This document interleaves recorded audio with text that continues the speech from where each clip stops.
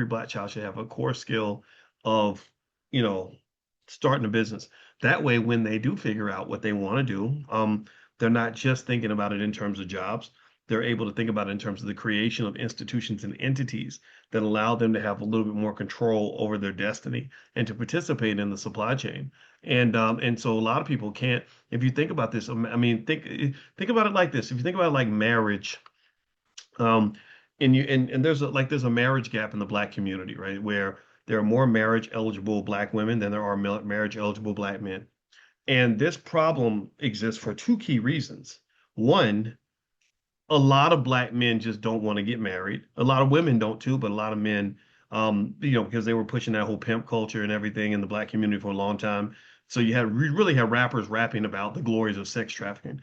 Like when 50 Cent made a song called PIMP, and Snoop Dogg used to say, "We don't love them hoes," and all that. That affected the psyches of young black men. Or Lil Wayne could make a song about murdering, about taking your girlfriend and making her into a prostitute and sex trafficking her and then killing her and sending her body back to you. Like he put that in a song, by the way. If he said that about a Jewish person, they would have took him off the air.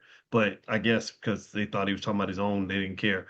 Go look it up. Go look it up. It's I recited that lyric when I had a debate with Michael Eric Dyson at Brown University years ago, and I didn't debate him about artists and their words because that was the debate. He was defending the artists in their creative expression. I didn't even defend it. I just said, let me just recite the lyrics and you use your conscience to tell me what you think, right? And I left that up to the audience. But long story short, what that really did, in my opinion, is it changed the mindset of a lot of men. A lot of men see marriage as nothing but a trap.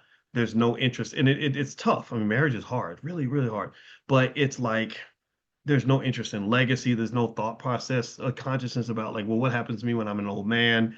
When I'm not chasing sex anymore, like I'm 70 and I don't care about that stuff and I'm or as much as I used to, like just whatever, right? And so there's a lack of desire, but then also there is a lack of eligibility. With marriage, people have to be able to be married. It's really hard to be married when you ain't got no money. It's hard to be married when your health, your physical and mental health is not together. It's really hard to be married if you're out here struggling, if you're marginalized from society. So it's hard to be married if you're in prison. It's hard to be married. It's definitely hard to be married to a woman if you're gay. It's very hard to be married to a woman if you're unemployed, right? So all these other factors can make men ineligible for marriage. So that even if the desire is there, the ability is not always there. Does that make sense? Do you follow what I'm saying? Yeah. And I make this point because it's the same point when it comes to black business development. Same point. Here's your problem, twofold. One, most people don't even have the skill set to do it. They don't have the vision. They weren't trained. You say start a business, like, I don't know what to do. I don't know where to start. And I'm not judging. I'm saying this is by design.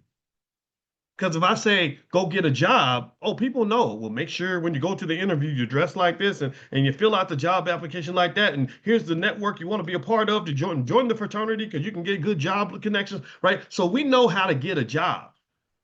We're real good at getting a job. You go on LinkedIn and somebody say, "Hey, y'all, I got a job opening at my firm."